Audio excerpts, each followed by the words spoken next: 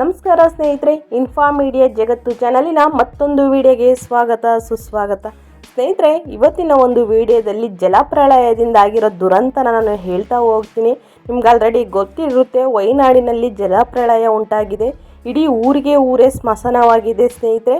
ಮನೆ ಮಠ ಜೀವ ಎಲ್ಲವೂ ಕ್ಷಣಾರ್ಧದಲ್ಲೇ ಸಮಾಧಿಯಾಗಿವೆ ಅಂತಲೇ ಹೇಳ್ಬೋದು. ಇಲ್ಲೊಂದು ಊರಿತ್ತ ಅನ್ನೋದೇ ಗೊತ್ತಾಗ್ತಿಲ್ಲ ಸ್ನೇಹಿತರೆ. ಯಾಕಂದರೆ ರಾಶಿ ಹಣಗಳು ತೇಲಿ ಬರ್ತಿದೆ ಅಂತಲೇ ಹೇಳ್ಬೋದು. ಇಲ್ಲಿ ನೂರಾರು ಜನರು ಬದುಕಿದ್ರೆ ಎಂಬ ಯಾವ ಕುರುಹು ಸಿಗದಂತೆ ಈ ಪ್ರಳಯ ಕ್ಷಣಾರ್ಧದಲ್ಲೇ ಮಾಡಿಬಿಟ್ಟಿದೆ ಸ್ನೇಹಿತರೆ. ರಾತ್ರೋರಾತ್ರಿ ಊರಿನ 50% ಜನ ಜಲಸಮಾಧಿಯಾಗಿದ್ದಾರೆ. ಮನೆ, ತೋಟ, ಶಾಲೆ, ದೇವಸ್ಥಾನ, ಮಸೀದಿಗಳು ನೀರಿನಲ್ಲಿ ಹೋಮ ಆಗಿದ್ದಾವೆ ಅಂತಲೇ ಹೇಳ್ಬೋದು. ಇದು ಕೇರಳದ ವಯನಾಡು ಜಿಲ್ಲೆಯ ಮೆಪ್ಪಾಡಿ ಪಟ್ಟಣದಿಂದ 8 ಕಿಲೋಮೀಟರ್ ದೂರದಲ್ಲಿ ಮುಂಡಕ್ಕೈ ಎಂಬ ಬೆಟ್ಟದ ತಪ್ಪಿನಲ್ಲಿದೆ ಸ್ನೇಹಿತರೆ.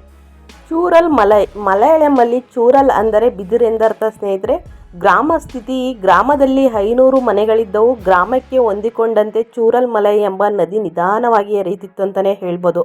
ಮುಂಡಕೈ ಎಂಬ ಬೆಟ್ಟದಿಂದ ಹರಿಯುವ ನೀರಿನಿಂದ ಚೂರಲ್ ಮಲೈ ನದಿ ಸೃಷ್ಟಿಯಾಗಿ ಹರಿಯುತ್ತಿತ್ತು ಸ್ನೇಹಿತರೆ.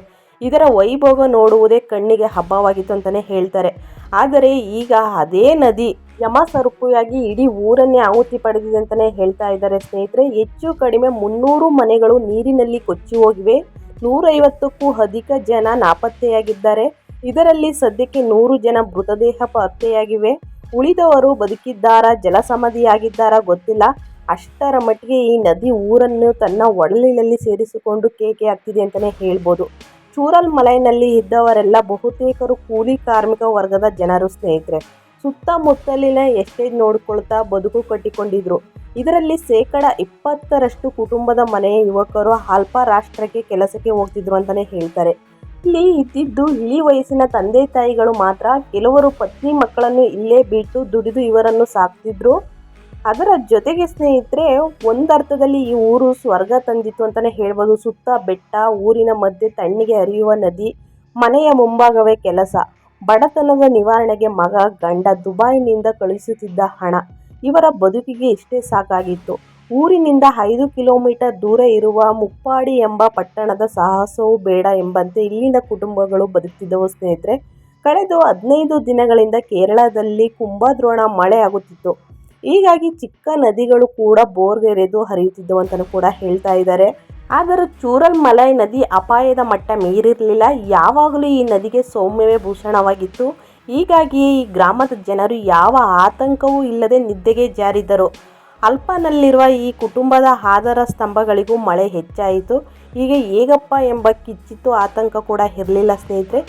ಜುಲೈ 30ರ ಬೆಳಗಿನ ಜಾವ ನದಿಯ ವರಸೆಯು ಬದಲಾಯಿತು.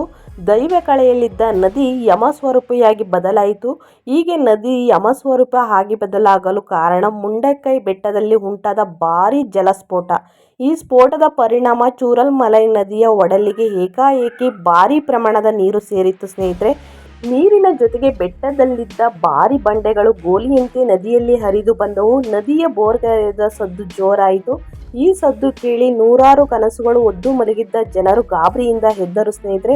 ಈ ಗ್ರಾಮದ ಎತ್ತರದ ಪ್ರದೇಶದಲ್ಲಿದ್ದ ಜನಕ್ಕೆ ಏನಾಗ್ತಿದೆ ಗ್ರಾಮದ ಒಳಗೆ ಅನ್ನೋದು ಗೊತ್ತಾಗುವ ಮುನ್ನವೇ ಅರ್ಧ ಊರು ನೀರು ಪಾಲಾಯಿತು ಅಂತಲೇ ಹೇಳ್ತಾ ಇದ್ದಾರೆ.